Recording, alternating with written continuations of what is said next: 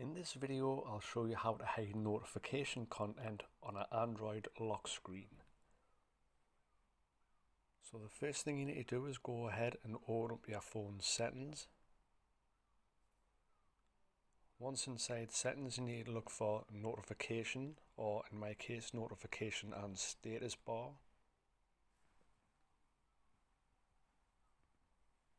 Now click on manage notifications.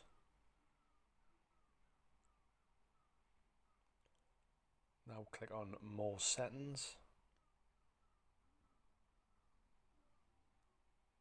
That should be click on lock screen notifications. And then from the pop-up menu, select do not display. And now you'll get no notification content when you're on the lock screen on your Android phone.